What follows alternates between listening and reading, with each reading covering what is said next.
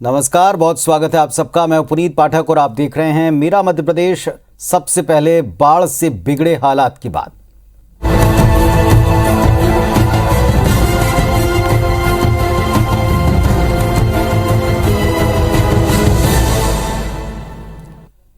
मध्य प्रदेश के मुख्यमंत्री शिवराज सिंह चौहान ग्वालियर चंबल संभाग के बाढ़ प्रभावित इलाकों के दौरे पर रहे हैं।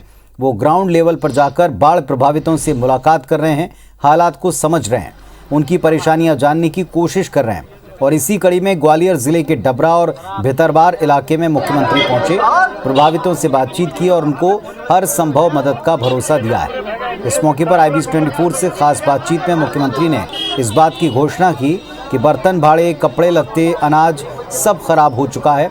इसके नुकसान का आकलन करने के बाद जल्दी सरकार राहत की राशि देगी।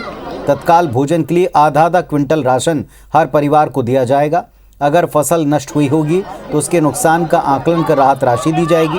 अगर कुआं या नलकूप नष्ट हुआ है तो 25,000, मवेशी बह गए तो 30,000 रुपये क्षतिपूर्ति दी जाएगी। वहीं बछड़े बछड़ी अगर नष्ट हुए हैं या उनकी मृत्यु हुई तो 10,000 रुपये दिए जाएंगे। देखिए, CM Shivraj Singh Chauhan ground level पर पहुंचे हुए, ग्राउंड जीरो पर पहुंचे हुए, देख रहे हैं स्थिति क्या है, किस तरह की स्थिति है। बाढ़ प्रभावित लोगों से मुलाकात भी कर रहे हैं। सर, क्या कहेंगे बाढ़ प्रभावित लोगों से मुलाकात? नहीं, ये महाविनाश हुआ है, मकान सारे टूट गए हैं, लेकिन मैं इसलिए आया हूं कि देख भी लूं और चिंता ना करे लोग। ये सारी व्यवस्था बनाएंगे, मकान बनवाएंगे। सर, ग्वालियर चंबल संभाग में नुकसान कितना लग रहा है, कितने गाँव? अभी थोड़ा समय लगेगा, आकलन चल रहा है। सर, अभी जो शुरुआती दौर में कौन से जिले दिख रहे हैं सबसे ज्यादा जो प्रभावित हुए? नहीं, अब ऐसा है कि श्योपुर, शिवपुरी, ग्वालियर, आपके ग्वालियर के अलावा गुना में भी नुकसान हुआ है, भिंड, मुरैना, सारे जिले प्रभावित है, दतिया। लेकिन सर, सबसे ज्यादा प्रभावित बिजली के मामले में है। बिजली हाँ, जल्दी व्यवस्था बनवाएंगे। तो आप देख सकते हैं सीएम शिवराज सिंह चौहान हैं, ग्राउंड जीरो पे पहुंचे हुए हैं, लोगों से मुलाकात कर रहे हैं, बाढ़ प्रभावित लोगों से मुलाकात कर रहे हैं। उनकी कोशिश यही है कि ज्यादा से ज्यादा लोगों को, जो बाढ़ प्रभावित लोग हैं, उनसे मुलाकात की जा सके। आप देखेंगे कि जो बाढ़ प्रभावित लोग हैं उनके पास आए हुए हैं, ये कई सैकड़ों की संख्या में यहाँ पर लोग हैं। और सबसे ज्यादा जो प्रभावित हुए हैं ये ग्वालियर जिले में भितरवार के लोग हैं। उनसे मुलाकात कर रहे हैं, लोगों से बातचीत कर रहे हैं और उनसे कहा है किसी भी तरह की कोई दिक्कत आने की जरूरत नहीं है, हर तरह से सरकार मुआवजा देगी। और उसी कड़ी में आप देखेंगे कि सीएम शिवराज सिंह चौहान पहुंचे हुए हैं और लोगों से बातचीत कर रहे हैं, मुलाकात कर रहे हैं और हर संभव मदद देने की बात भी कर रहे हैं। तो कुल मिलाकर देखें तो बाढ़ प्रभावित जो लोग हैं उनको कहा गया है कि उनको जरूरत नहीं है परेशान होने की, जो सरकार उनके साथ खड़ी हुई है और हर तरफ से मदद की जाएगी। कैमरामैन लोकेंद्र पाल के साथ नासिर गोरी, IBC24 ग्वालियर। तो मुख्यमंत्री ने कहा है कि वो आकलन करेंगे और हर तरह के नुकसान की भरपाई सरकार करने की कोशिश करेगी। ग्वालियर चंबल संभाग में बाढ़ से हालात किस कदर खराब हुए हैं ये तस्वीर आपको दिखाएंगे। SDRF, NDRF के साथ सेना को भी राहत और बचाव कार्य में लगातार जुटना पड़ा है। हजारों लोगों को हेलीकॉप्टर के जरिए रेस्क्यू कर सुरक्षित किया गया। बाढ़ प्रभावित इलाकों में खाने पीने का इंतजाम करना अब सरकार की प्राथमिकता है।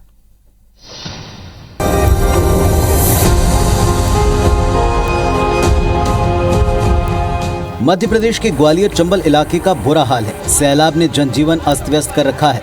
इलाके की नदियां उफान पर हैं, वहीं बांधों के गेट खोलने के बाद खतरा और बढ़ सकता है। शिवपुरी 16,500 लोग बाढ़ से प्रभावित। गोरा टीला गांव में फंसे 40 लोगों का रेस्क्यू। बाढ़ का सबसे ज्यादा असर शिवपुरी जिले में है। कोलारस ब्लॉक के गोरा टीला गांव में फंसे 40 लोगों को NDRF और एयरफोर्स ने हेलीकॉप्टर की मदद से रेस्क्यू किया, सुरक्षित निकाला। जिले के नरवर, शिवपुरी, कोलारस और करेरा गांव में अब भी बचाव का काम जारी है। जिले में 16,500 से ज्यादा लोग बाढ़ प्रभावित हुए हैं। यहाँ SDRF और NDRF की दो टीमों के साथ एयरफोर्स और आर्मी की 9 बोट्स राहत कार्य में लगातार लगी हैं। गुना, सिंध नदी खतरे के निशान के ऊपर। बमोरी फतेहगढ़ सड़क मार्ग टूटा।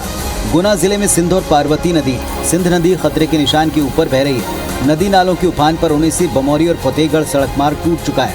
लोगों के मकान गिर चुके हैं। 13 लोगों को रेस्क्यू कर बचाया गया है। भिंड जिले में चंबल, सिंधु, कुंवारी, बैसली, झिलमिल, सोनभद्रका और पहुज नदियां हैं। चंबल, सिंध और बैसली नदी खतरे के निशान के ऊपर बह रही है। जिले में 81 गांव डूबे हैं, जिनमें चंबल में 20, सिंध में 33, बैसली में 28 गांव डूबे हैं। जिले में 10,194 लोग बाढ़ से प्रभावित हैं। वहीं कुल 6,000 लोगों को रेस्क्यू किया गया। प्रभावितों के लिए 25 राहत केंद्र बनाए गए हैं। श्योपुर जिले में पार्वती और चंबल नदी उफान पर है। कोटा बैराज के 16 गेट खोलने के बाद चंबल नहर में पानी आया था। राहत की बात यह कि कोई भी नदी खतरे के निशान के ऊपर नहीं है। जिले के 2 दर्जन गांव के करीब 10,000 लोग प्रभावित हुए हैं। 150 लोगों को रेस्क्यू किया गया। ग्वालियर जिले में सिंध और पार्वती नदी अब भी खतरे के निशान के ऊपर बह रही है। जिले के 46 गांव डूब में हैं। बाढ़ से जिले की 877 हेक्टेयर क्षेत्र की फसल प्रभावित हुई है। रेस्क्यू टीम ने कुल 17 जगहों पर रेस्क्यू कर 174 लोगों को पानी से बाहर निकाला। जिले में अब तक 4 लोगों की मौत हुई है। मुरैना जिले में कुल 68 गांव बाढ़ की चपेट में हैं, जबकि 13,574 लोग बाढ़ से प्रभावित हुए। राहत कार्य में लगी टीमों ने 6,596 लोगों को सुरक्षित निकाला है। जिले में एसडीआरएफ की 23 और एनडीआरएफ की 50 लोगों की टीम राहत कार्य में जुटी है। दतिया जिले में कुल 36 गांव बाढ़ की चपेट में हैं। यहां के करीब 8,500 लोग बाढ़ प्रभावित हैं। राहत कार्य में जुटी एसडीआरएफ एनडीआरएफ की टीम ने बाढ़ग्रस्त क्षेत्रों से अब तक 12,744 लोगों को सुरक्षित निकाला है। Bureau report IBC 24। वहीं अशोकनगर जिले के बामोरी ताल गांव में मकान गिर गया और उसमें 2 सगे भाइयों की मौत हो गई। कच्चे मकान के मलबे में दबकर एक भैंस की भी जान चली गई। राजेश अहिरवार के कच्चे मकान में भैंस बंधी थी और इसे निकालने के लिए राजेश और उसका भाई भीतर गए और तभी ये कच्चा मकान ढह गया। मलबे से निकालने के बाद दोनों को फौरन अस्पताल ले जाया गया। डॉक्टर्स ने दोनों को मृत घोषित कर दिया। इस घटना की जानकारी के बाद क्षेत्रीय विधायक जजपाल सिंह जज्जी पीड़ित परिजनों से मिलने जिला अस्पताल गए, सांत्वना दी। दोनों भाइयों के अंतिम संस्कार के लिए तत्काल 5-5 हज़ार रुपए की आर्थिक मदद भी दिलवाई।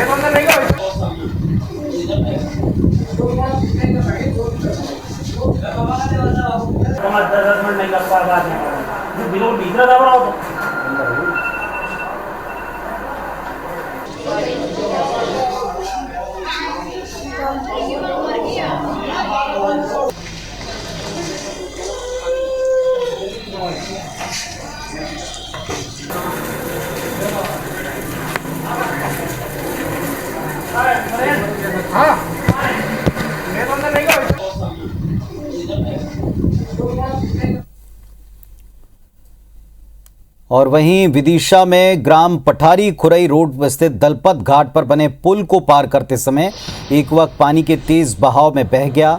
वहां मौजूद लोगों ने उसका वीडियो बनाया। बार बार इस युवक को ताकीद की जा रही थी कि वो इस तरह से पुल को पार ना करे, लेकिन युवक माना नहीं। पानी के तेज बहाव में वो बह गया। गर्दन तक पानी में डूबा। रोड के किनारे लगी रेलिंग को पकड़कर युवक काफ़ी देर तक बचने का प्रयास करता रहा, लेकिन बहाव काफ़ी तेज था और संतुलन बन नहीं पाया। देखते देखते बीना नदी में ये युवक समा गया।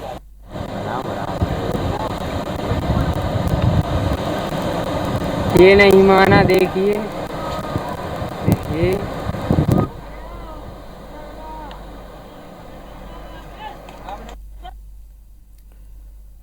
ग्वालियर चंबल में बाढ़ से मची तबाही के बीच नेताओं के अजीबोगरीब बयान भी सामने आ रहे हैं। बीजेपी विधायक रामेश्वर शर्मा ने प्रदेश में आई बाढ़ के लिए कांग्रेस को जिम्मेदार बताया।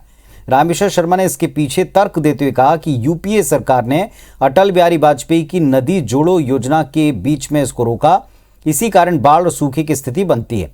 देश की नदियां आपस में जुड़ जाती हैं तो आज ये हालात नहीं बनते। बीजेपी अब 5 साल का प्लान तैयार कर रही है। 5 साल बाद देश में ना बाढ़ आएगी ना कहीं सूखे की स्थिति बनेगी। रामेश्वर शर्मा के बयान को कांग्रेस ने बेतुका बताते हुए बीजेपी को जल्दी अच्छे चिकित्सकों से उनका इलाज कराने की नसीहत दे डाली।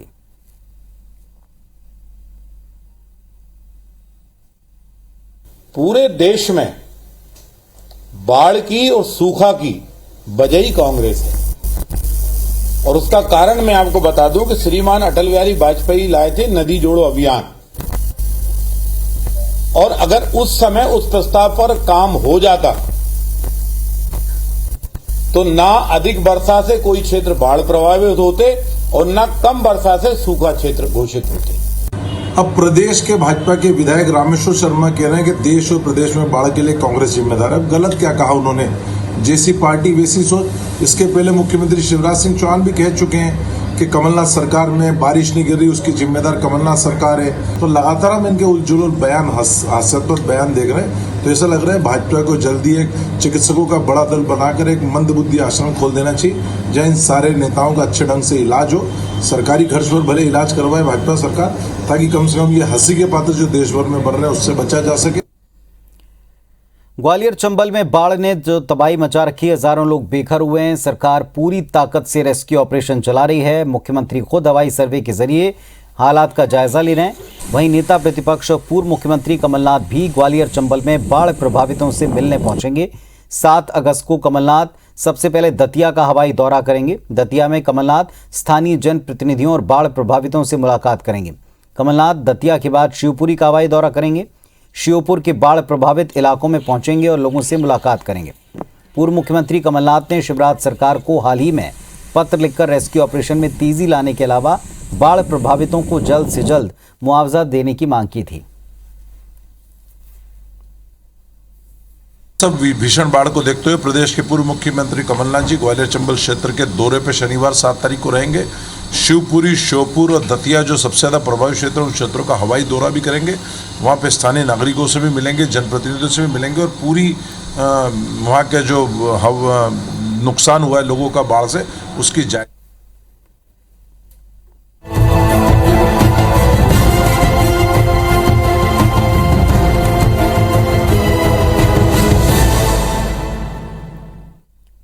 मध्य प्रदेश सरकार के कैबिनेट मंत्री विश्वास सारंग और अरविंद भदौरिया के नेहरू पर दिए बयान को लेकर सियासत थम नहीं रही। कांग्रेस ने प्रेस कॉन्फ्रेंस कर दावा किया कि 15 अगस्त 1947 को पंडित नेहरू ने कोई भाषण नहीं दिया, बल्कि 15 अगस्त 1948 को भाषण दिया है। कांग्रेस नेता भूपेंद्र गुप्ता ने कहा कि बीजेपी सिर्फ महापुरुषों को अपमानित करने की कोशिश करती है। उन्होंने कहा कि अटल बिहारी वाजपेयी ने जो भाषण दिया उसे अगर बीजेपी नेता सुन लेते तो ऐसे बेतुके बयान नहीं देते। कांग्रेस ने इस दौरान नेहरू के भाषण को सुनवाया जो उन्होंने 15 अगस्त 1951 को दिया था। 1947 में लाल किले की प्राचीर से पंडित जवाहरलाल नेहरू ने भाषण ही नहीं दिया। अगर ऐसा कोई भाषण दिया है तो ये भारतीय जनता पार्टी, संघ और उनके कुटिल अभियानों को चुनौती है कि वो भाषण देश के सामने साझा करें।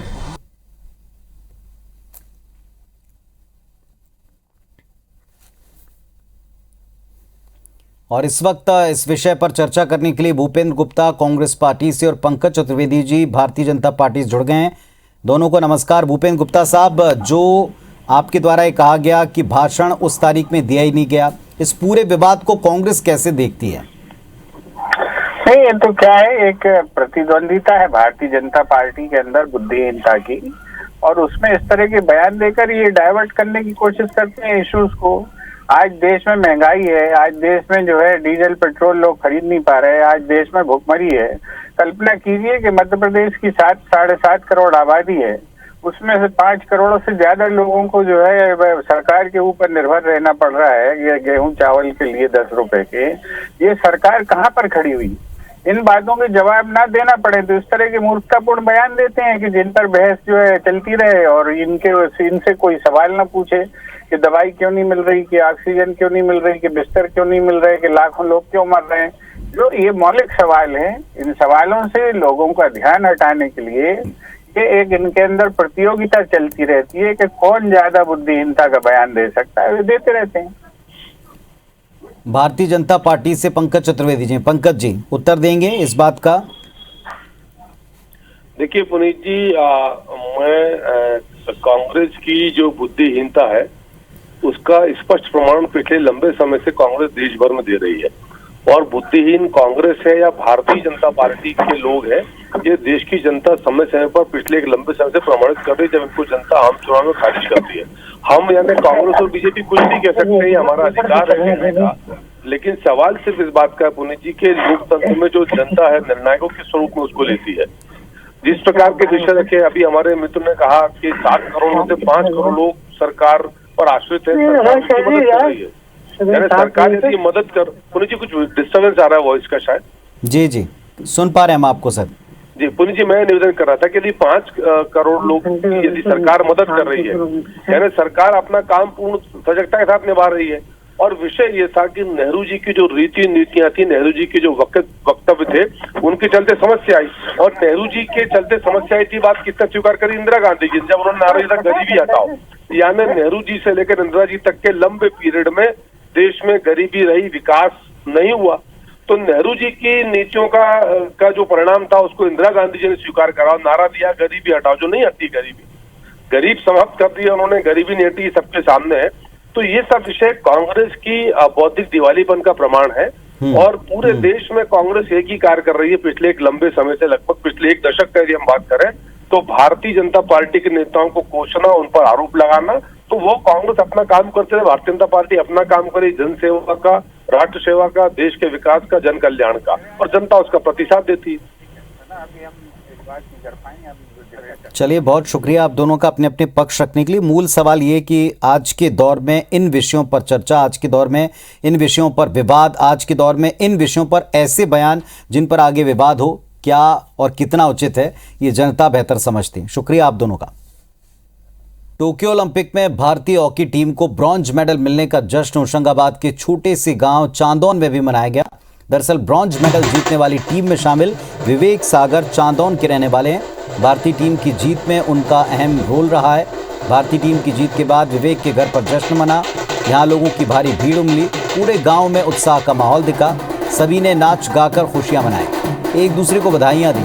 हॉकी खिलाड़ी विवेक के पिता शिक्षक हैं, जो पहले विवेक के हॉकी खेलने का विरोध किया करते थे, लेकिन अब जब विवेक ने उनका गांव का होशंगाबाद जिले का नाम रोशन किया तो उन्हें अपने बेटे विवेक पर गर्व हो रहा है। पूरे देश में, अपने इधर से मध्य प्रदेश, पूरे देश में खुशी का माहौल है। ग्राम में तो है, ग्राम में आप आए खुद ही देख रहे हैं चारों तरफ किस तरह खुशी का माहौल है। इस बात लेके आया है तो भी अच्छा लग रहा, हम लोग के सारे लोग के अच्छा लग रहा, हमारे परिवार वाले भी सारे खुश है। हम लोग के तो आशा था कि गोल्ड ले आएगा, लेकिन नहीं आया गोल्ड, फिर भी हम लोग खुश हैं। बाजे, नगाड़े, मिठाइयाँ बट रही है, यहाँ पे सभी बहुत खुश है और सभी डांस कर रहे हैं, झूम रहे हैं। अभी बस थक गए हैं इसलिए सब यहाँ पे खड़े हैं और मंदिर में आके पूजा कर रहे हैं। तो जी बहुत ही खुशी का माहौल है। हाँ, विवेक की मेहनत और विवेक के दृढ़ संकल्प काफ़ी उसका साथ दिया, और ऐसे में और भी खिलाड़ी चाहूँगा कि जो देश के लिए मैं निकालूं। टोक्यो ओलंपिक में भारतीय हॉकी टीम ने जर्मनी को मात देकर ब्रॉन्ज मेडल जीता है। ओलंपिक गेम्स में हॉकी में भारत को 41 साल के बाद कोई पदक मिल पाया। ब्रॉन्ज मेडल जीतने वाली भारतीय हॉकी टीम में मध्य प्रदेश के विवेक सागर प्रसाद और मध्य प्रदेश हॉकी अकादमी से ट्रेनिंग लेने वाले नीलकांता शर्मा शामिल हैं। सीएम शिवराज सिंह ने इन दोनों खिलाड़ियों समेत पूरी भारतीय टीम को बधाई दी। कहा कि पूरा देश गर्व से भरा है, ये केवल कांस्य पदक नहीं बल्कि भारतीय हॉकी का पुनर्जागरण है। सीएम ने टीम में शामिल मध्य प्रदेश के विवेक सागर को 1 करोड़ रुपए की सम्मान निधि देने का ऐलान किया। साथ ही मध्य प्रदेश हॉकी अकादमी से ट्रेनिंग लेने वाले नीलकांता शर्मा को भी 1 करोड़ रुपए की सम्मान निधि देने की घोषणा की है। सीएम ने टीम इंडिया का स्वागत करने की भी बात कही।